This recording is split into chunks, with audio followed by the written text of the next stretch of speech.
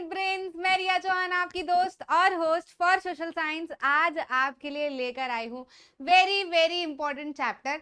सिर्फ चैप्टर ही इंपॉर्टेंट नहीं है, हम ये कह सकते हैं कि अभी हम जिस चीज की शुरुआत कर रहे हैं यानी कि सिक्स्थ हिस्ट्री, ये बहुत ही प्रीशियस है। मतलब ये इतनी प्रीशियस है जिसकी कोई हद नहीं।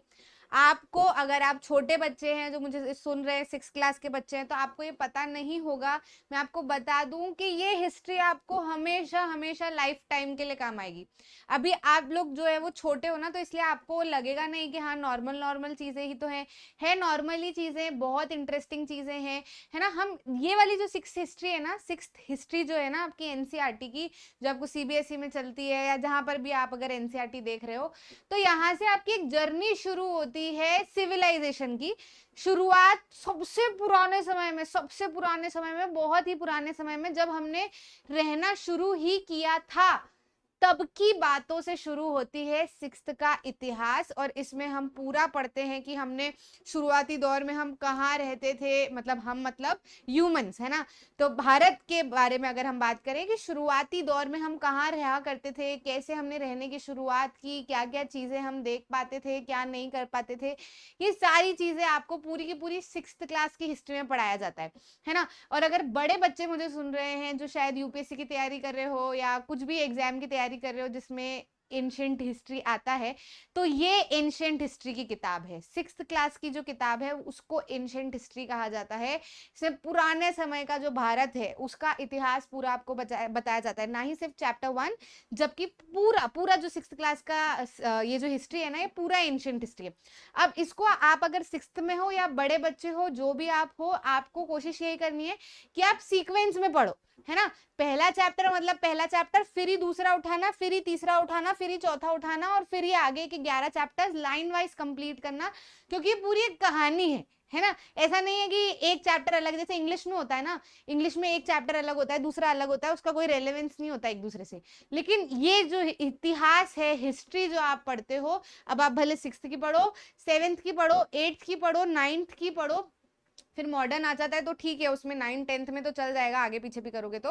बाकी हाँ, ये 6th 7th 8th तो जो पहला चैप्टर है, दूसरा तीसरा, ऐसे सीक्वेंस में ही पढ़ना, क्योंकि ये सारे चैप्टर एक दूसरे से कोरिलेटेड है। अगर बीच का एक भी छूटा तो फिर दूसरा समझ नहीं आएगा। मतलब ये पूरी एक कहानी है, हमने शुरुआती दौर से कहाँ रहना शुरू किया था, क्या खाते पीते थे, कहाँ रहते थे, क्या करते थे, क्या क्या चीजें हमको मिली, फिर उसके बाद में क्या हुआ, फिर क्या हुआ, फिर क्या हुआ, फिर क्या हुआ, ऐसे पूरा का पूरा लाइन में है ना। तो जैसे अगर आप एनटीएससी की तैयारी करते हैं तो एनटीएससी में आपको चैप्टर के नाम कुछ और दे दिए होते हैं, बस कंटेंट यही होता है, वो भी मैंने आपको उसके अंदर बताया हुआ है। तो अगर आपको यूपीएससी के एस्पिरेंट है और आपको डाउट लग रहा है कि यार हिस्ट्री पढ़े कैसे मैम, हमको तो समझ नहीं आता, क्या पहले उठाए क्या बाद में उठाए, फिर लाइन नहीं बनती, लिंक नहीं बन पाती पूरी, तो एक वीडियो है ना, उसको हो सकेगा तो डिस्क्रिप्शन में मैं डलवा दूंगी, complete timeline of Indian history, उसको जरूर से देख लेना। बाकी जो हमारे 6th क्लास के प्यारे प्यारे बच्चे हैं, आपको तो पूरा फोकस करना है चैप्टर पे। बहुत बढ़िया सी कहानियां हैं, छोटे छोटे से चैप्टर हैं, कुछ बड़ा नहीं है, लेकिन आपको यहाँ पे अलर्ट रहना है, इसको हल्के पतले में मत लेना, ये बहुत काम की चीज है। शुरुआत में कैसे हम रहा करते थे सब आपको, मतलब जो दादा नानी ऐसे कहानी सुनाया करते थे ना, तो ऐसे आप समझो कि मैं आपको कहानी सुना रही हूँ कि क्या होता था, ऐसा हुआ ऐसा हुआ ऐसा हुआ, ठीक है। तो आपको कुछ भी रटने की जरूरत नहीं है, मैं पूरी तरीके से आपको कहानी सुनाऊंगी, ज्यादा समय हम नहीं लेंगे, जितना जरूरी है उतने टाइम स्पैन में वीडियो को कंप्लीट करेंगे, और फिर आपको कंटिन्यू एक एक चैप्टर जो है वो मिलता जाएगा। इन्हीं चैप्टर के साथ में आपको इसके मोस्ट इंपॉर्टेंट क्वेश्चन और एमसीक्यूज भी मिलते जाएंगे। जैसे ये वीडियो आया उसके बाद में अगला वीडियो, फिर अगला वीडियो, सेपरेट वीडियोस में मोस्ट इंपॉर्टेंट और एमसीक्यू भी मिल जाएंगे, तो अगर आपको जरूरत है तो आप वो भी देख लेना, ठीक है। शुरुआत करें चैप्टर की, तो चलो, आपका ये जो चैप्टर है शुरू होता है रशीदा से, जिसमें बताया जाता है, ऐसी छोटी सी एक बात कही गई है इसे इंट्रोडक्शन के लिए, कि भैया जैसे कल के बारे में अगर हमको पता करना है कि कल क्या हुआ करता था, तो हम आसानी से पता लगा सकते हैं। न्यूज़पेपर पढ़ लेते हैं हम, रेडियो देख लेते हैं हम, टेलीविजन में देख लेते हैं हम, मैगजीन्स देख लेते हैं हम, तो हमको समझ आ जाता है कि अरे यार कल क्या हुआ था, फलाना फलाना ये चीजें चल रही है ना। अगर साल भर पहले की भी बात अगर आपको करनी हो, किसी से साल भर पहले की भी बात अगर आपको पूछनी हो, तो उसका साल भर पहले भी कोई और मोड ऑफ कम्युनिकेशन होगा जिसके थ्रू पता चला जा सकता होगा कि भैया कैसे कैसे चीजें चल रही है ना। 10 साल पहले कुछ और होगा, लेकिन उस समय का क्या, जब ये कुछ भी नहीं हुआ करता था, है ना, तो उस समय की जानकारी हम कैसे निकालें। समझ रहे हो कि नहीं समझ रहे हो? अगर मैं आपको कहूँ कि 200 मिलियन साल पहले भारत में क्या हुआ, किस तरीके के लोग रहते थे, क्या खाते थे, कहाँ रहते थे, ये अगर हमको पता करना है तो हम ये कैसे जानकारी निकालें? उस समय पे तो रेडियो, न्यूज़पेपर, टेलीविज़न कुछ नहीं हुआ करता था, तो हमने ये जानकारियाँ कैसे निकाली? तो यही आपको ये चैप्टर बताता है, what, where, how and when, है ना? क्या हुआ, कहाँ हुआ, कैसे हुआ और कब हुआ, है ना?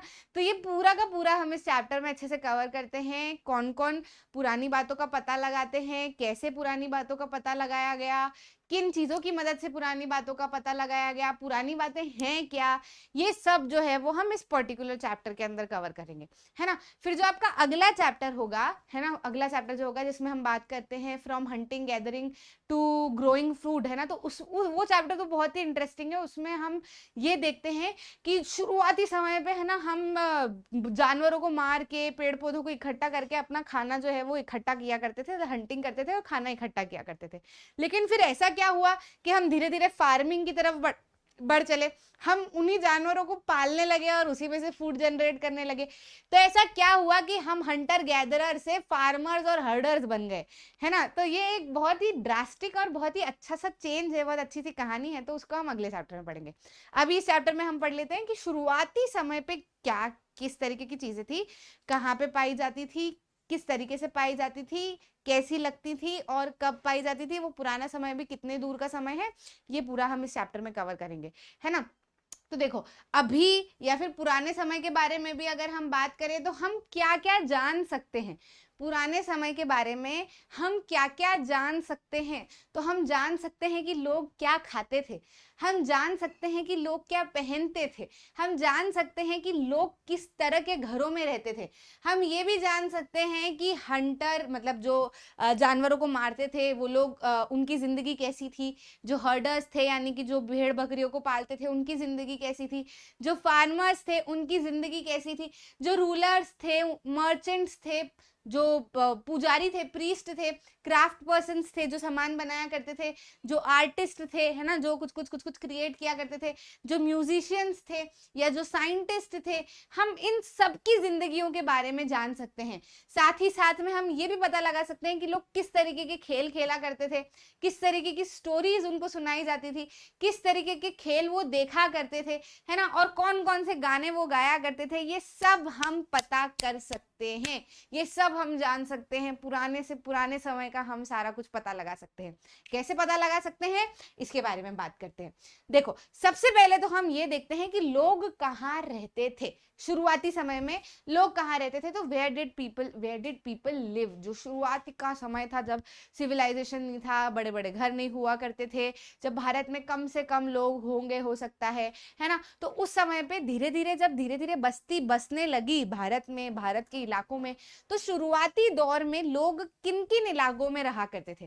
तो ऐसा पाया गया कि शुरुआती दौर में लोग रहा करते थे नर्मदा रिवर के पास। रिवर नर्मदा है ना, ये जो मैप में आपको मैप थोड़ा धुंधला दिख रहा होगा, लेकिन आपको नर्मदा रिवर जो है वो एकदम क्लियर दिख रही होगी, ठीक है। तो ऐसा पाया गया जब साइंटिस्ट ने, आर्कियोलॉजिस्ट ने, स्कॉलर्स ने, हिस्टोरियंस ने जब पुरानी पाई गई चीजों की स्टडी की, उनकी उम्र निकालने की कोशिश की, जगह पता करने की कोशिश की, तो ये पाया गया कि शुरुआती समय पे भारत में लोग जो है वो नर्मदा रिवर के आसपास रहते थे।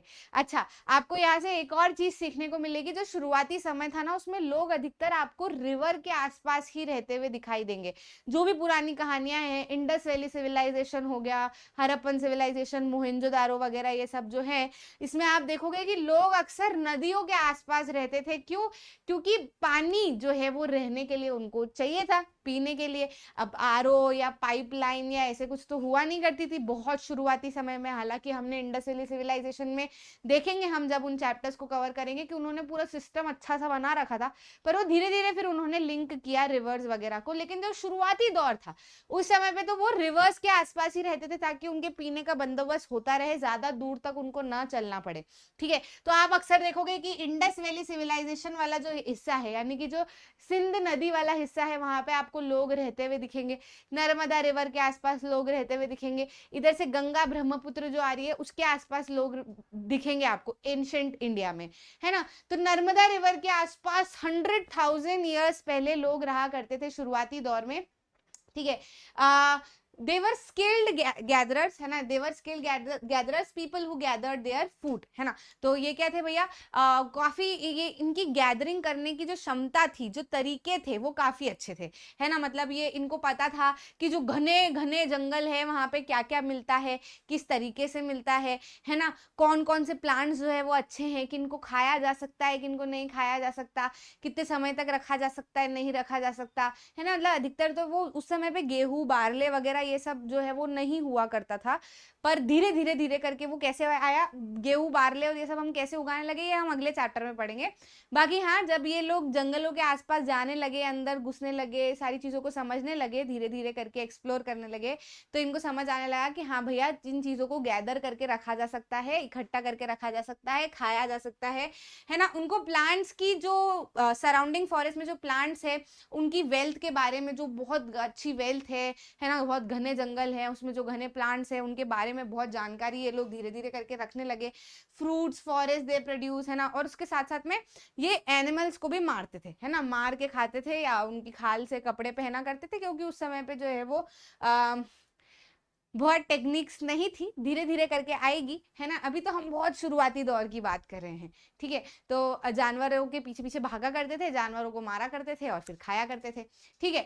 दूसरी जगह अगर हम देखें इतिहास में कि नर्मदा रिवर के आसपास कहाँ कहाँ पे लोगों को हमने पाया गया कि हाँ वहां पर भी लोग रहे हैं बहुत पुराने समय में, तो हमने देखा सुलेमान और किरथर हिल्स जो है नॉर्थ वेस्ट में, नॉर्थ वेस्ट मतलब क्या, नॉर्थ, नॉर्थ इधर की साइड ईस्ट है तो वेस्ट किधर होगा, इधर, है ना। तो नॉर्थ वेस्ट, ये सिंपली आप ध्यान रख सकते हो, नॉर्थ के जो हमारा लेफ्ट हैंड साइड पे होता है, जब हम नॉर्थ को फेस करके देख रहे हैं तो लेफ्ट हैंड साइड पे हमको जो दिखेगा वो क्या है, वेस्ट है ना। तो नॉर्थ वेस्ट वाले हिस्से पे अगर हम देखेंगे तो हमको सुलेमान और किरथर हिल्स दिखती है, ठीक है। ये कौन सी हिल्स है, सुलेमान हिल्स और ये किरथर हिल्स, मतलब ये पाकिस्तान वाला एरिया, अभी जो प्रेजेंट डे पाकिस्तान है, उस समय पे तो पार्टीशन नहीं हुआ था ना, तो उस वहां पर भी हमको ऐसा हमने देखा कि यार बहुत समय पहले, जिस समय पे नर्मदा के आसपास लोग रह रहे थे, उसी समय पे जो है वो कहीं ना कहीं सुलेमान किरथर हिल्स के आसपास भी फाइंडिंग्स मिली कि लोग रहते थे। ये जो हिस्सा है सुलेमान और किरथर हिल्स वाला, इसमें ऐसा पाया गया कि यहाँ से जो है वो क्रॉप्स ग्रो होना शुरू हुई थी, है ना। जब हम अगले चैप्टर में किस तरीके से वीट और बार्ले ग्रो होना शुरू हुआ ये पढ़ेंगे, तो आपको ध्यान रखना है कि इस चैप्टर में मैंने आपको बताया है कि जो पहला रीजन था जहां पर वीट बार्ले मेन और वुमेन ने ग्रो करना शुरू किए थे, वो कहाँ पे था, सुलेमान और किरथर हिल्स में था। कब की बात है भैया, 8,000 साल पुरानी बात है ये, है ना। तो ये किसने पता किया यार मैडम, ये कैसे पता लगा हमको, तो ये सब आर्कियोलॉजिस्ट, साइंटिस्ट, जो हिस्टोरियंस हैं, स्कॉलर्स हैं, उन लोगों ने पता लगाया। अब वो किस तरीके से पता लगाया ये हम आगे आगे देखते चलेंगे, है ना। अभी तो आप ये समझ लो कि लोग कहाँ रहा करते थे, ठीक है। तो ये लोग रहा करते थे करीब 8,000 साल पहले, सुलेमान और किरथर हिल्स के आसपास भी हमने देखा। यही वो लोग थे जिन्होंने धीरे धीरे करके शीप्स को हर्डिंग करना शुरू की, गोट को रखना शुरू किया, कैटल्स को रखना शुरू किया और धीरे धीरे बस्ती बसाना शुरू की, गांव बसाना शुरू किए। अभी तक तो जंगल में ही रह रहे थे, जहां जहां जानवर जाते थे उनके पीछे पीछे जाते थे, लेकिन धीरे धीरे क्या हुआ, इनको चीजें समझ आने लगी, इन्होंने फिर खाने पीने की चीजें ग्रो करना शुरू किया, साथ ही साथ में इन्होंने जो एनिमल्स हैं उनको डोमेस्टिकेट करना भी शुरू किया। अब ये खाना कैसे शुरू किया, डोमेस्टिकेट करना कैसे शुरू किया, ये सब आपको अगले चैप्टर में बताऊंगी। बहुत इंटरेस्टिंग कहानी है, उसको बिल्कुल भी मिस मत करना, मैं बार बार कह रही हूँ। इस चैप्टर में आपको सिर्फ इतना बताया गया है कि क्या खाया करते थे, क्या किया करते थे, कहाँ रहते थे, कैसे रहते थे और किस समय की बात है, इसमें आपको इतना बताया है। ये चैप्टर समझ लो एंशिएंट हिस्ट्री का एक इंट्रोडक्शन है, ठीक है। मैं कह रही हूँ पूरा जो एंशिएंट हिस्ट्री है इसके सारे चैप्टर मिला के देखोगे तो एक पूरी सिंगल कहानी है, उसको चैप्टर में तोड़ दिया गया है। तो ये जो पहला चैप्टर है ये शुरुआत है, जब कहानी सुनाते हैं तो दादी नानी नहीं कहती ऐसा होता था, ऐसा होता था, ऐसा होता था, फिर हम दादी को कहते हैं अच्छा ये तो आपने बता दिया, अब एक एक सेगमेंट बताओ कि कैसे हुआ, तो फिर वो अगले अगले चैप्टर में शुरू होगा। समझ आ रहा है। अभी सिर्फ इतना ध्यान में रख लो कि लोग कहाँ रहते थे, तो भैया नर्मदा के आसपास रहते थे, है ना। वहां पे हंटिंग किया करते थे, प्लांट्स की वास्ट वेल के बारे में लोगों को पता था, हमने देखा कि सुलेमान और किथर हिल्स के आसपास भी लोग रहते थे। ये वो इलाका है जहां पर शुरुआती दौर में लोगों ने फार्मिंग करना शुरू की, वीट बार्ले उगाना शुरू किया। करीब 8000 साल पहले की बात है। साथ ही साथ में यही वो जगह है जहां पर शुरुआती दौर में लोगों ने हर्डिंग करना शुरू की, जानवरों को पालना शुरू किया, है ना। गारो हिल्स जो हम देखते हैं नॉर्थ ईस्ट और विंध्यास सेंट्रल इंडिया में, नॉर्थ ईस्ट में आप देखोगे, नॉर्थ ईस्ट में ये रही गारो हिल्स, है ना। और विंध्यास जो सेंट्रल इंडिया में विंध्यास है, ये विंध्यास रेंज, ठीक है। ये जो सेंट्रल इंडिया में विंध्यास रेंज है, यहाँ पे हमने देखा कि एग्रीकल्चर डेवलप होने लगा धीरे धीरे करके, है ना। तो मतलब लोगों ने यहाँ पे रहना शुरू किया, फिर इधर कुछ कुछ करने लगे, फिर इधर कुछ कुछ करने लगे, फिर यहाँ पे तो एग्रीकल्चर ही उन्होंने धीरे धीरे करके डेवलप कर लिया। राइस सबसे पहले जो है वो विंध्यास के नॉर्थ हिस्से में ग्रो होना शुरू हुई थी। विंध्यास का जो नॉर्थ हिस्सा है, यहाँ पे सबसे पहले पूरे भारत में सबसे पहले राइस यहाँ पर ग्रो हुई। समझ आया। देखो इन एरिया में शुरुआती दौर में हमने देखा कि लोग रहते थे और क्या क्या करते थे, किस तरीके से खाना खाते थे, अपना खाना इकट्ठा करते थे, ये भी हमने समझा। ठीक है। एक और जगह है जो मैंने आपको कहा, इंडस वैली, मतलब ये जो हमारी सिंध नदी है, ये जो पूरी सिंध नदी यहाँ से जा रही है, ये जो सिंध नदी यहाँ से जा रही है, ये इंडस जो है ये रही। सो दूसरे कलर में बनाते हैं, इसमें नहीं दिखेगी, येलो में बना ले। हाँ, ये जो पूरी ग्रीन कलर की जो वैली दिख रही है, जिसकी बहुत सारी ट्रिब्यूटरीज है, ये जो है ये क्या है, इंडस रिवर, सिंध नदी, है ना। इसको अगर हम पुराने वाली स्लाइड में देखें, मतलब पूरे भारत वाली स्लाइड में देखें, तो ये इंडस नदी जो है वो हमको यहाँ पे दिखती है, ये रही, ठीक है, ये रही, ये यहाँ पे। तो यहाँ पर भी शुरुआती दौर में हमने लोगों को रहते हुए देखा। इंडस वैली सिविलाइजेशन सबसे बड़ा सिविलाइजेशन है, जिसको हरप्पन सिविलाइजेशन भी कहा जाता है। ये सबसे बड़ा सिविलाइजेशन है। ये हमको बहुत बाद में पता चला, धीरे धीरे करके जब स्टडीज हुई, कि यहाँ पे तो भयंकर तरीके से लोग रहते थे और इनके तरीके रहने के तो बहुत ही गजब के थे, है ना। मतलब आज के जमाने का सीवरेज सिस्टम वगैरह इन्होंने रखा हुआ था, पर ये सब धीरे धीरे हुआ, ग्रेजुअली हुआ। ऐसा नहीं कि आए और सब बना दिया, नहीं, आए धीरे धीरे रहने लगे, कभी यहाँ रहे, कभी वहां रहे, कभी ये ढूंढा वो ढूंढा, धीरे धीरे ये किया वो किया, ऐसे कर करके धीरे धीरे करके चीजों को एक्सप्लोर किया और फिर काम चला। अक्सर जो है भारत में, मैं आपको एक चीज बताती हूँ, लोग जो है इधर वाले हिस्से से आया करते थे, क्योंकि इधर तो क्या है ना, हमारे हिमालयाज आ जाते हैं, तो यहाँ से चढ़ के आना तो बहुत ही ज्यादा मुश्किल है। इधर वाले हिस्से में हमारे पास में पूरा का पूरा पानी था तीनों तरफ, तो यहाँ से भी आना बहुत मुश्किल था, है ना। यूजुअली इजी वे जो था वो ये वाला हिस्सा था, है ना। तो सीधे आते और फिर इधर आसपास आसपास रहते। आप देखोगे कि पुराने से पुराने जो इन्वेडर्स आए, है ना, जिन्होंने भारत पे कब्जा किया, वो भी अधिकतर ये वाले हिस्से से आए थे।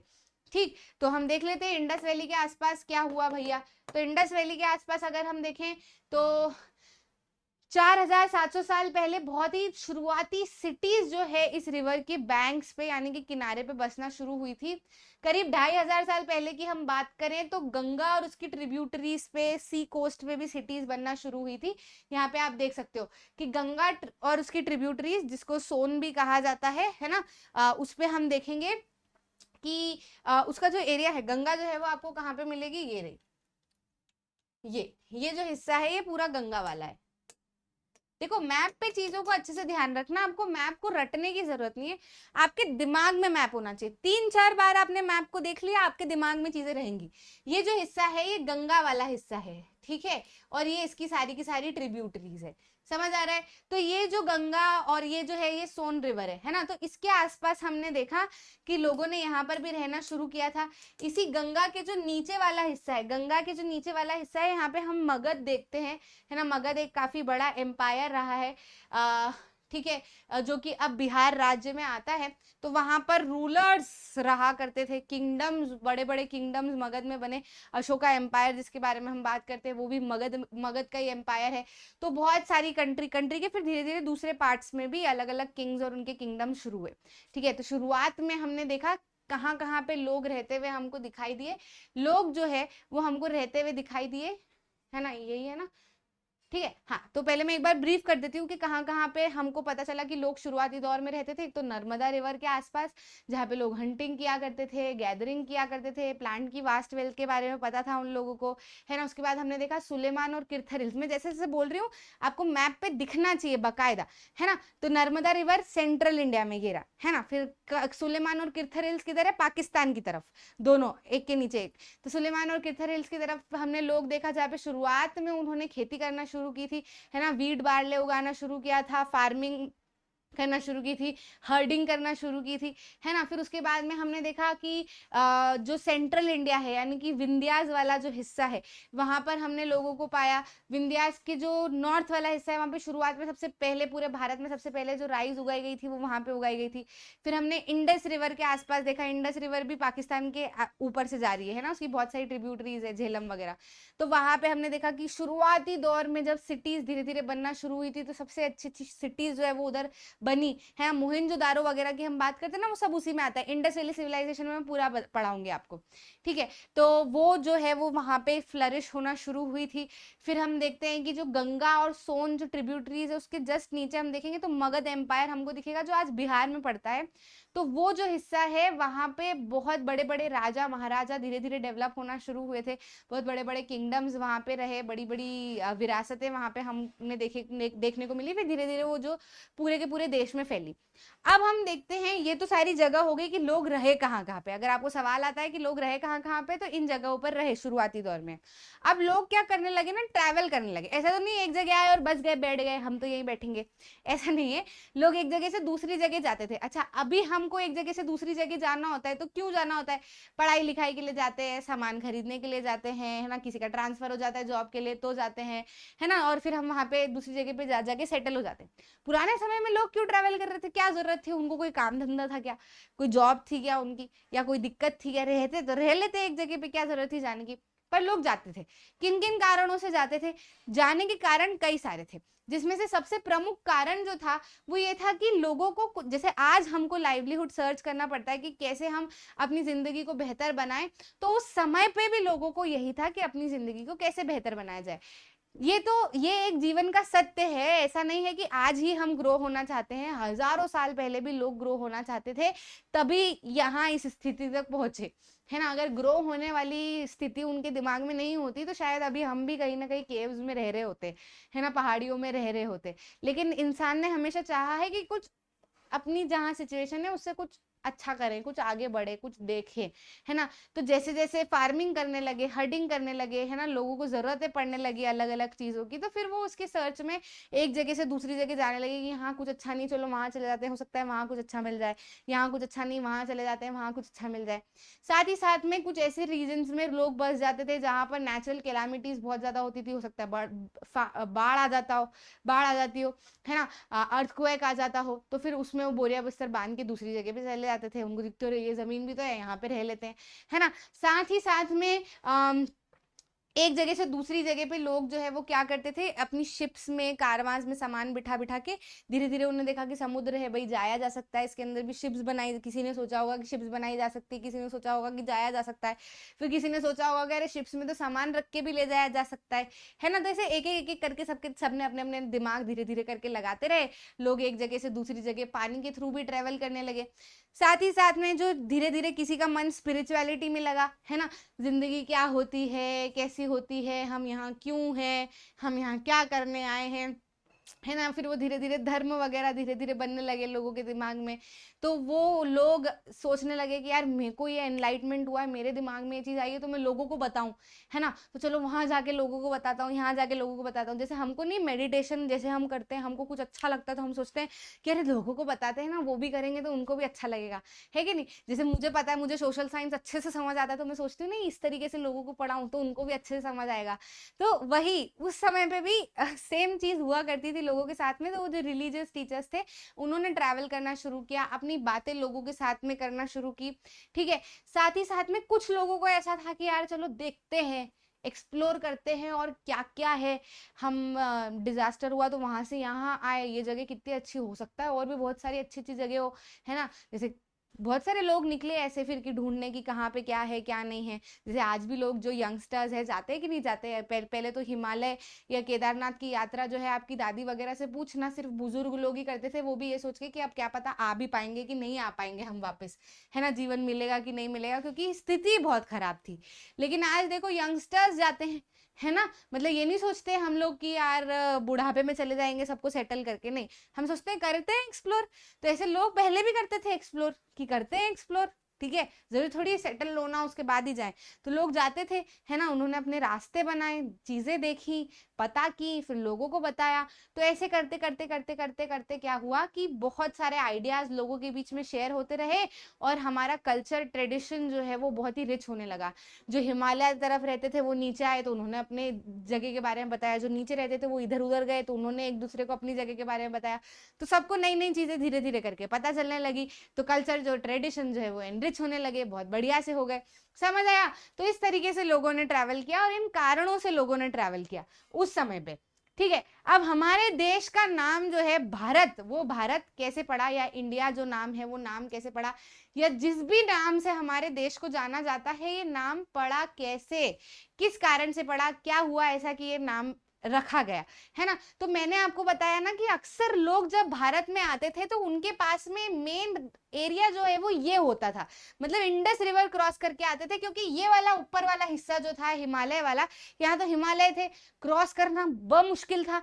ये जो नीचे के 3 हिस्से हैं यहाँ पे तो भरपूर पानी, तो इसको भी क्रॉस करना बहुत मुश्किल था।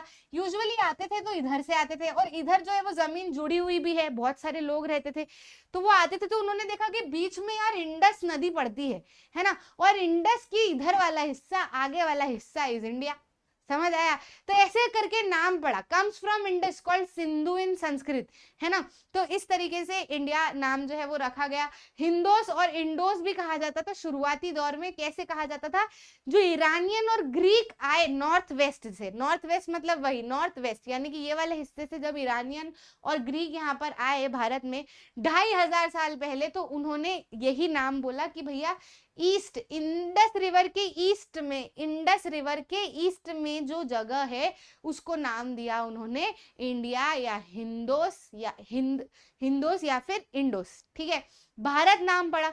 उस समय भारत नाम कैसे पड़ा? तो भारत जो है वो एक ग्रुप ऑफ पीपल था जो उस समय पे रहा करता था नॉर्थ वेस्ट में। जब ये लोग यहाँ आते थे तो यहाँ पे इनको भारत, जैसे कि कम्युनिटीज है ना, ग्रुप ऑफ पीपल है, अभी भी इंडिया में अलग अलग तरीके के रहते हैं, ऐसे उस समय पे जो ग्रुप ऑफ पीपल रहते थे वो अपने आप को भारत ग्रुप ऑफ पीपल का नाम देते थे, है ना। तो उन लोग जो आए उन्होंने देखा कि यार भारत वगैरह जो है वो ग्रुप ऑफ पीपल रहते हैं यहाँ पे, तो भारत भारत भारत भारत करते करते जो है वो भारत का नाम उन्होंने भारत रख दिया। ऑल्सो जो नाम भारत है वो मेंशन भी है अभी भी, ऋग्वेदा जो हमारी सबसे पुरानी वेद है ना, सबसे पुरानी सबसे एंशिएंट वेद है, उसमें भी इस नाम का उल्लेख किया गया है, और इसीलिए भारत का नाम जो है वो इस तरीके से भारत रखा गया। जैसे कई सारे नाम हैं, कई सारे कारण हैं, सब लोग अपने अपने बताते हैं, आपको जो है वो ये मेन कारण बताए हुए और ये मेन नाम बताए हुए हैं।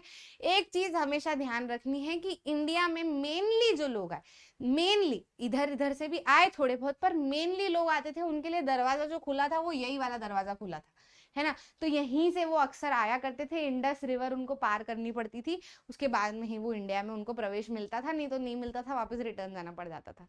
ठीक, समझ आया नाम कैसे पड़ा? चलो अगली बात करते हैं कि अब हमको ये सब पता कैसे चला, हमको ये पता कैसे चला कि भारत का नाम भारत है, इंडिया है, ग्रीक और ईरानियन भी आए थे 2500 साल पहले।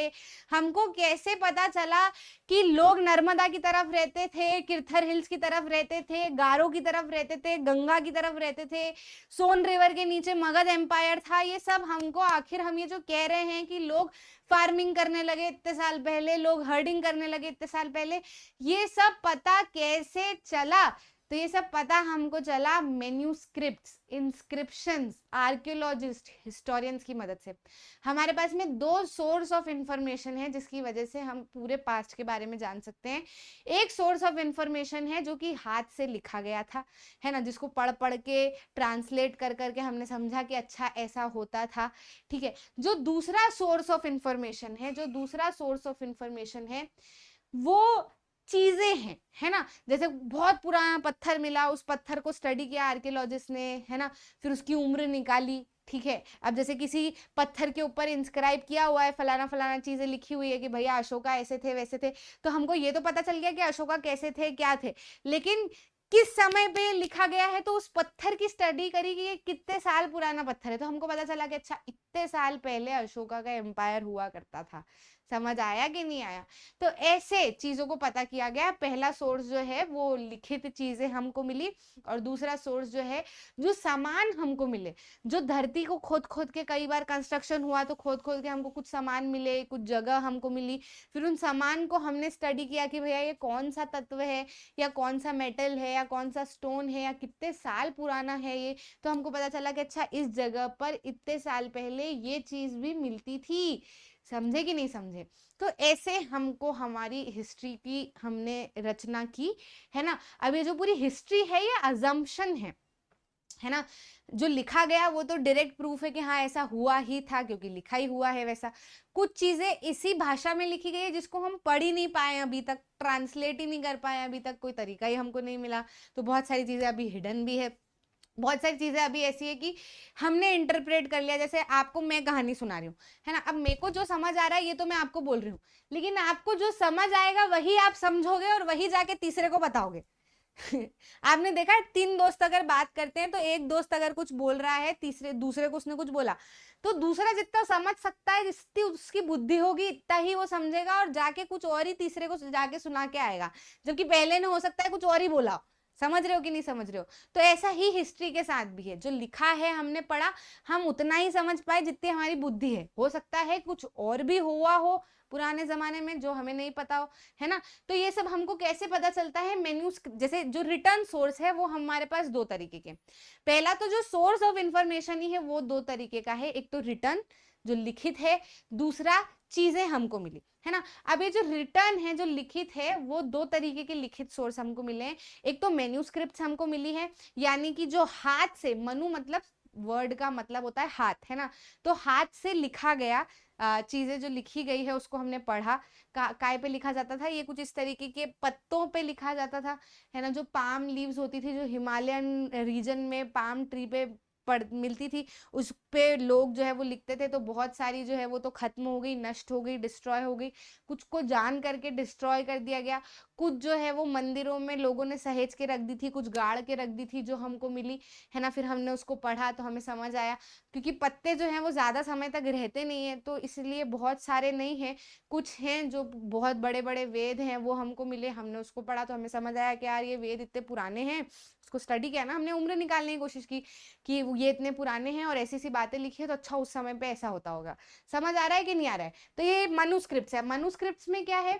मनुस्क्रिप्ट्स ऐसी चीजें हैं जो हाथ से लिखी गई है, मनु मीनिंग हैंड, है ना। ये यूजुअली पाम लीव्स पे लिखी जाती थी, या फिर जो पेड़ होता है ना, पेड़ की जो ब्राउन ब्राउन कलर की बार्क होती है उसको छिल छिल के निकाल के, फिर जो उल्टा वाला हिस्सा होता है लाइट ब्राउन कलर का, है ना, लाइट ब्राउन कलर का, उसके ऊपर जो है वो लोग लिखा करते थे, तो ब्रिज पे लिखा करते थे, हिमालयन रीजन में ग्रो होती थी।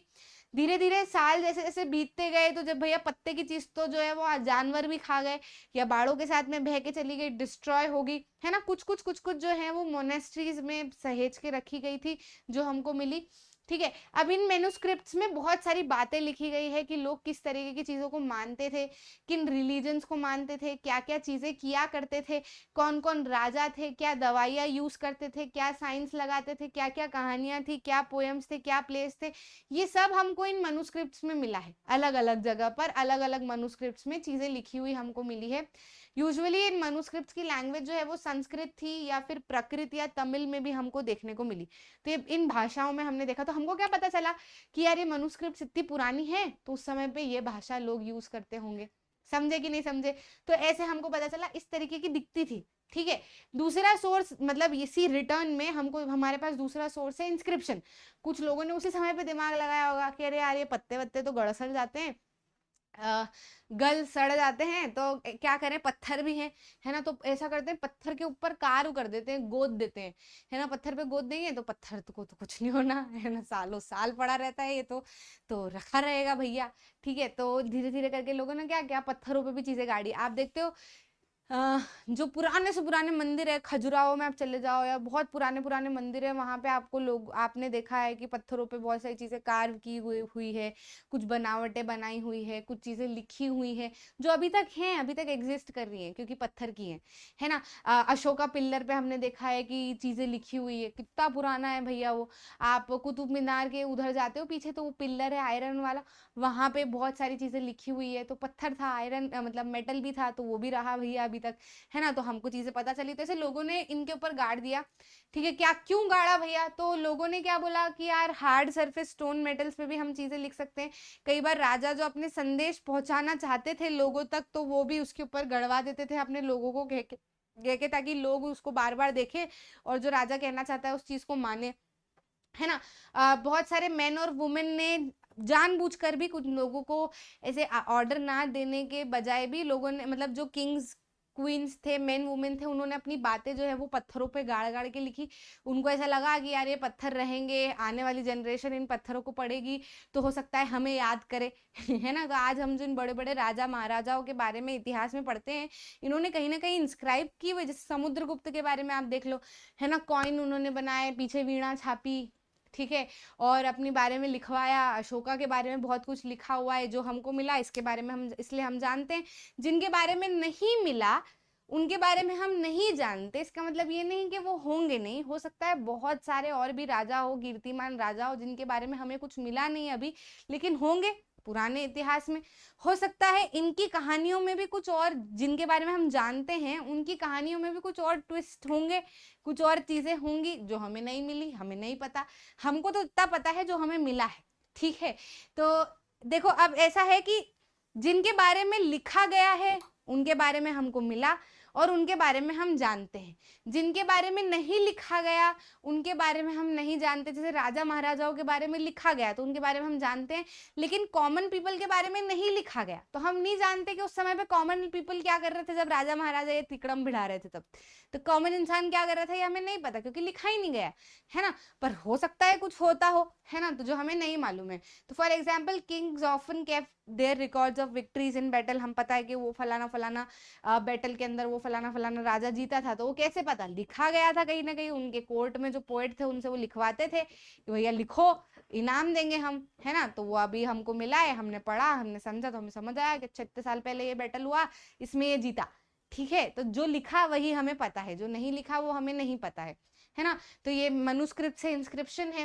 बाकी कुछ चीजें हैं जो हमको मिली, इन चीजों को स्टडी किसने किया, आर्कियोलॉजिस्ट ने स्टडी किया। आर्कियोलॉजिस्ट कौन होते हैं, तो ये वो लोग होते हैं जो कि बचे कुचे पुराने बिल्डिंग के हिस्सों को स्टडी करते हैं, ब्रिक्स को, पेंटिंग्स को, स्कल्पचर यानी मूर्तियां, इनको स्टडी करते हैं, इनकी उम्र पता करते हैं, इनका टेक्सचर पता करते हैं, किस चीज से बने हैं ये पता करते हैं, है ना। फिर उसके बाद में वो देखते हैं कि वो जाते भी हैं अलग अलग जगह पर ढूंढने, खोदने, खुदाई करने और देखने की यार और क्या चीजें मिल सकती है जिससे क्या पता लगाया जा सकता है, ठीक है। स्टोन्स मिल जाते हैं, टूल्स मिल जाते हैं, उनकी स्टडी करते हैं ये लोग और पता करते हैं कि भैया कितने साल पुराना है, इस जगह पे मिला तो अच्छा इतने साल पुराने समय में इस जगह पे ये चीज मिलती होगी, है ना, लोग यूज करते होंगे, ठीक है। साथ ही साथ में इनको स्टोन्स भी मिले, बहुत सारी हड्डियां भी मिली, क्ले भी मिला, मेटल भी मिला धीरे धीरे करके। तो पता चला कि अच्छा भैया गोल्ड भी यूज करते थे, सिल्वर भी यूज करते थे, कॉपर के भी सामान मिले, तो भैया वो भी यूज होता होगा, है ना। ऑब्जेक्ट्स, हार्ड चीज के भी ऑब्जेक्ट्स मिले, ऐसी चीज जो कभी सड़ती नहीं है ऐसे ऑब्जेक्ट्स भी मिले, बोन्स मिले, किनके, एनिमल्स के, बर्ड्स के, फिश के, है ना। तो ये बताता है कि भैया लोग खाते होंगे इनको, तभी बोन्स वगैरह भी मिले हैं, या मर गए होंगे तो मिले, मतलब इतने साल पहले ये एनिमल एग्जिस्ट करते थे तभी इनकी हड्डियां मिली, ठीक है। डायनासोर्स के बारे में हमको कैसे पता चला, आपने, हमने या किसी ने देखा क्या, नहीं देखा ना, पर हमको चीजें मिली, उनके डेड रिमेन्स हमको मिले, हमने उनको स्टडी किया तो हमें पता चला कि अच्छा भैया है, होते थे इतने साल पहले, तो हमें मालूम है ना। तो आर्कियोलॉजिस्ट जो है इन चीजों को स्टडी करते हैं। हिस्टोरियंस हैं, ये ऐसे पढ़े लिखे लोग हैं जो पास्ट को स्टडी करते हैं। जैसे मनुस्क्रिप्ट्स मिले तो उस पर क्या लिखा तो उसको समझने की कोशिश करते हैं, फिर अपनी कहानियां बनाते हैं, है ना। मनुस्क्रिप्ट से इंस्पिरेशन, आर्कियोलॉजी से जो भी चीजें मिलती है उसको लिखते हैं भैया, ये फिर हिस्ट्री बनाते हैं, इतिहास के बारे में लिखते हैं फिर, ठीक है। एक बार अगर सोर्स मिल जाता है तो पास्ट के बारे में पता करना बहुत ईजी हो जाता है। प्लस उनको उसको कंस्ट्रक्ट करना पड़ता है, धीरे धीरे करके जोड़ना पड़ता है कि अच्छा वहां से ये, यहाँ से ये, तो ये लिंक बनी, अच्छा तो ऐसा होता होगा, है ना। तो हिस्टोरियंस और आर्कियोलॉजिस्ट कुछ ऐसे डिटेक्टिव हैं जो कि इन सोर्सेस को क्लूज की तरह यूज करते हैं ताकि पुराने समय के बारे में पता चला जा सके। तो इन्हीं लोगों के कारण आज हम ये चीजें पढ़ पा रहे हैं, पुराने समय के बारे में जान पा रहे हैं और हम आपको बता पा रहे हैं। ठीक है, तो ये हो गया आपका, है ना। अब आपकी जो किताब है इसमें आप जब किताब का नाम देखोगे तो उसमें नाम दिया गया है आपका आवर पास्ट, है ना, मतलब PASTS। तो ये एस क्यों लगाया गया, सिर्फ टी क्यों नहीं लिखा, है ना, मतलब सिर्फ सिंगुलर पास्ट क्यों नहीं बोला, प्लूरल पास्ट क्यों बोला, क्योंकि हम तो सब इंसान हैं, हमारा पास्ट तो एक ही होना चाहिए, है ना, हमारा जो भूतकाल है वो तो एक ही होना चाहिए। सबका अलग अलग है क्या, एक नहीं है, सबका अलग अलग है। आप देखोगे कि सबकी जिंदगी अलग थी, हर्डर्स की जिंदगी अलग थी, फार्मर्स की जिंदगी अलग थी, किंग्स की जिंदगी अलग थी, कॉमन लोगों की जिंदगी अलग थी, जो और कॉमन लोग थे उनकी जिंदगी अलग थी। तो सबका पास्ट अलग अलग था, सबका पास्ट धीरे धीरे करके ग्रो हुआ, हर इंसान धीरे धीरे करके ग्रो हुआ, हर कम्युनिटी धीरे धीरे करके ग्रो हुई।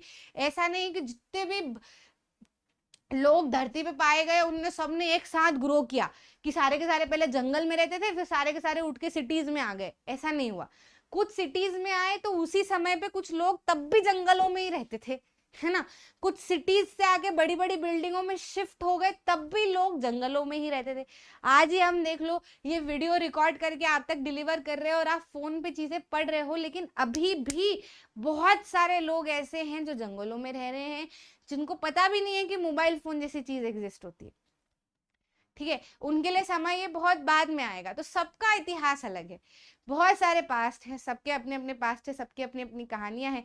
आज देखोगे अपने मम्मी पापा से बात करोगे तो वो बोलेंगे कि, मतलब जो मिडिल क्लास लोग हैं उनके मम्मी पापा से बात करेंगे तो वो बोलेंगे कि हमारे समय पे होता ही नहीं था कुछ, हम तो बहुत सिंपल से घरों में रहे हैं, मिट्टी वाले घरों में रहे हैं, लीप के जो रहते थे, फिर धीरे धीरे करके हमने ये बनाया। लेकिन आज अगर आप बॉम्बे दिल्ली वाले जगह पर चले जाओगे, है ना, जिनके मम्मी पापा दादा दादी डॉक्टर्स हैं, तो वो आपको ये कहानी नहीं सुनाएंगे, वो तो यही बोलेंगे कि हाँ हम शहर में आ गए थे और रहते थे, हमारे दादा परदादा रहते थे मिट्टी वाले घरों में। तो समझ रहे हो कि नहीं। तो हमारे मम्मी पापा की जो चीजें हैं वो उनके दादा परदादा ने फेस की और ये बहुत आगे बढ़ गए। तो सबका अलग अलग इतिहास है, सबका अपना अपना समय है, धीरे धीरे करके लोग आगे बढ़े, है ना। फार्मर्स की जिंदगी किंग क्वीन से बहुत अलग थी, मर्चेंट्स की जिंदगी क्राफ्ट पर्सन से बहुत अलग थी। आज भी अगर हम देखें कि अंडमान निकोबार में जो लोकल लोग रहते हैं वो कुछ इस तरीके से रहते हैं, है ना। लेकिन अब हमको देखो, ठीक है, तो वो धीरे धीरे, वो उनका पेस है, वो उस पेस पे आगे बढ़ रहे हैं, हम इस पेस पे आगे बढ़े, जो सुविधाएं हमको यहाँ मिली हम इसलिए आगे बढ़ गए, जो सुविधाएं उनको वहां मिल रही है वो इसलिए आगे बढ़ रहे हैं। हो सकता है वो वैसे ही रहना चाहते हो, तो डजेंट मैटर, है ना। सबका इतिहास अलग है। सिटीज जो है वो फूड पे डिपेंड होती है, सप्लाईज पे, लेकिन ये लोग अपने ही फॉरेस्ट से कलेक्ट कर करके खाना खाते हैं, है ना। किंग्स ने अपनी विक्ट्रीज का रिकॉर्ड रखा तो हमें पता है कि भैया वो सोने चांदी से लदे होते थे, बड़े बड़े महल होते थे, है ना, फलाना फलाना चीजें वो करते थे, पंखा चलाने वाले उनके आसपास लोग थे। हमें क्यों पता है, क्योंकि उन्होंने इस बारे में लिखा। लेकिन कॉमन इंसान के बारे में उस समय का हमें नहीं पता, क्योंकि उनके बारे में किसी ने नहीं लिखा, है ना। इसलिए बहुत सारी चीजें हैं जो अभी तक हमें पता नहीं है, हमें जो थोड़ा बहुत मिला है, जो हमें पता है उसके बारे में ही हम जानते हैं। अब देखो, अब क्या है ना कि आपकी जो डेट्स हैं इसमें अधिकतर आप कंफ्यूज हो जाते होंगे कि अरे यार मैडम ये BC AD BC ये सब क्या होता है, हमको समझ नहीं आता, कंफ्यूज हो जाते हैं। सिंपल सी चीज है, सिंपल सी चीज दिमाग में रखना। अगर मैं कह रही हूं कि अभी ईयर है 2022, ठीक है, यानी कि मैं क्या कह रही हूं कि जिस साल में जीसस का जन्म हुआ उसके बाद 2022 साल हो चुके हैं, मतलब जीसस के जन्म हुए को 2022 साल हो चुके हैं। हम जीसस के जन्म होने के बाद के जो 2022वां साल है उसमें हम रह रहे हैं। तो हम इसको क्या लिख सकते हैं, AD 2022। AD मतलब एनो डोमिनी, एनो डोमिनी का मतलब ये है in the year of Lord, यानी कि इनका भगवान का जन्म जो है वो हो चुका है ना। अब ये आने वाले जितने भी साल होंगे ये सब भगवान के ही साल होंगे, क्योंकि जीसस है, जन्म हो गया है। अब वो उनकी कहानी कुछ भी रही हो कि उनको सूली पे टांगा हो, लेकिन है तो सही, एग्जिस्ट तो कर रहे हैं। लोग तो यही मानते हैं ना कि भगवान तो रहते ही है, कोई मरते थोड़े हैं, वो तो रहते ही है ना। तो हम क्या मान रहे हैं कि इसके आने वाले जो भी साल है वो सारे in the year of Lord है, यानी कि एनो डोमिनी में है। तो हम लिख सकते हैं इसके बाद में कि भैया AD 2022। ठीक, समझ आया? तो जिसके आगे एडी लिखा है समझ लो कि जीसस का जिस साल में जन्म हुआ था उसके बाद की बात की जा रही भैया। ठीक है, अब आप बोलोगे कि मैडम हम तो भारतवर्ष में रहते हैं तो हम ये जीसस और एनो डोमिनी वगैरह को क्यों मानते हैं? हम इसलिए मानते हैं क्योंकि क्रिश्चियनिटी धीरे धीरे करके फैलने लगी और हमारे यहाँ पर भी जो डेट का सिस्टम है वो ब्रिटिशर्स ने इंट्रोड्यूस किया। इसके पहले हम तिथि वगैरह यूज करते थे, लेकिन अब आजकल नहीं करता कोई, क्योंकि मैक्सिमम देखो इसके पीछे भी कारण है। बहुत सारे जो संस्कृतज्ञ हैं वो कहते हैं कि तिथि ही यूज करनी चाहिए। तो ऐसा है कि तिथि, जैसे हम भारत में हैं तो हम तिथि वगैरह यूज करके मुहूर्त भी निकालना चाहिए, जो बिल्कुल सही बात है, सही भी है, मानना भी चाहिए। लेकिन ये जो डेट्स है या ये जो भाषा है ये कुछ इस तरीके की होती है जिससे आप ज्यादा से ज्यादा लोगों तक पहुंच सको और ज्यादा से ज्यादा लोगों को समझ सको। तो अब जो डेट्स वगैरह है वो all over the world Christian form में चलती है। तो अगर हमको किसी से बात करनी है, बाहर से भी अगर किसी से बात करनी है, तो हम डेट अगर सब यूज करेंगे तो सब समझ पाएंगे कि क्या है। समझ रहे हो कि नहीं समझ रहे हो? सबकी अंडरस्टैंडिंग रहेगी कि क्या चल रहा है, कौन सा समय चल रहा है। क्लियर है? अब हम बोलेंगे हम तो सिर्फ तिथि यूज करेंगे, डेट वेट हम नहीं यूज कर रहे, तो फिर हम जो है वो पूरी दुनिया से अलग रह जाएंगे, हाँ। या फिर बाकी दुनिया भी फिर तिथि यूज करे तो फिर वो बात अलग है, कर सकते हैं। लेकिन ब्रिटिशर्स ने हम पे रूल किया ना, हम नहीं रूल कर पाए किसी के ऊपर, क्योंकि हम जो है वो साधारण लोग थे। अब अपने आप से अपनी चीजों से जो है वो अपने इसमें रहते थे, हमको किसी को कंट्रोल नहीं करना था, है ना। तो बस वही जो चला आ रहा है वो चला आ रहा है। ठीक है, बाकी तिथि मुहूर्त वगैरह ये तो हमको ध्यान में रहना चाहिए, बट स्टिल ये एक तरीका है जो सब समझ पाते हैं इसलिए चल रहा है। ठीक है, तो इसलिए जो आगे वाले समय जैसे 100 एडी मतलब जीसस के जन्म के 100 साल बाद, ऐसा 200 साल बाद, 300 साल बाद, तो ऐसे 100, 200, 300 एडी। अब क्या है, जीसस का जन्म जिस समय पे हुआ उसके पहले की तारीखों का क्या, तो वो उल्टी चलती है। उसके पीछे लिखते हैं बीसी। बीसी मतलब बिफोर कॉमन एरा, या फिर कह सकते हैं बिफोर क्राइस्ट, यानी कि जीसस के जन्म के पहले। तो एडी जो है, एडी जो है वो आप यूज कर सकते हो, सी जो है आप यूज कर सकते हो साथ में, है ना। मतलब एडी की जगह पे सी भी यूज कर सकते हो। एडी इज एनो डोमिनी, सी मतलब कॉमन एरा। ठीक है, इस एरा को एनो डोमिनी या कॉमन एरा भी कहा जाता है। ठीक है, और ये वाला जो एरा है इसको बीसी यानी कि बिफोर क्राइस्ट, या फिर बीसी यानी कि बिफोर क्राइस्ट, या फिर बीसीई यानी कि before common era. Common era के पहले, ये कॉमन एरा है तो इसको बोलते हैं बिफोर कॉमन एरा। ये एनो डोमिनी है यानी कि जीसस के जन्म वाला समय, तो ये बिफोर क्राइस्ट है यानी कि जीसस के जन्म के पहले वाला समय। समझ आया? तो ये 4 वर्ड है जिसमें से दो को एक दूसरे की प्लेस पे यूज कर सकते हो, इन दोनों को एक दूसरे की प्लेस पे यूज कर सकते हो। ठीक है, तो बस यही चीज है, आप इसमें समझ लो। ये उल्टी चलती है, पीछे की तरफ चलती है। ठीक है, तो BC stands for before Christ, AD मतलब एनो डोमिनी, 2012 को एडी 2012 लिखा जा सकता है। सीई को यूज करते हैं कई बार एडी की जगह पे, और बीसीई को यूज कर सकते हैं कई बार बीसी की जगह पे, जो अभी मैंने आपको बताया। सीई का मतलब होता है कॉमन एरा और बीसीई का मतलब होता है बिफोर कॉमन एरा। ठीक है, कई बार बीपी भी यूज कर सकते हैं, बिफोर प्रेजेंट, है ना। तो मतलब बीपी भी यूज कर देते हैं इस एरा के लिए।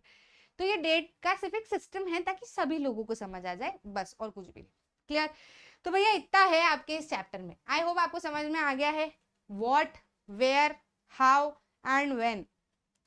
अब जो कहानियां हैं वो अगले चैप्टर से शुरुआत होगी, है ना, कि कैसे हम गैदरर हंटर से फार्मर बने, फिर कैसे चीजें खाने लगे, फिर कहाँ कहाँ रहने लगे। ये सब पूरी जो इन डिटेल कहानी है वो अगले अगले चैप्टर से आपको मिलते रहेगी, तो मिस बिल्कुल भी नहीं करना है। इस वीडियो के बाद में आपको मोस्ट इंपॉर्टेंट क्वेश्चन और एमसीक्यूज भी मिल जाएंगे, तो उनको भी अच्छे से देख लीजिएगा और चैप्टर को समअप कर लीजिएगा। आई होप आपको अच्छा लगा, कहानी अच्छे से समझ में आई।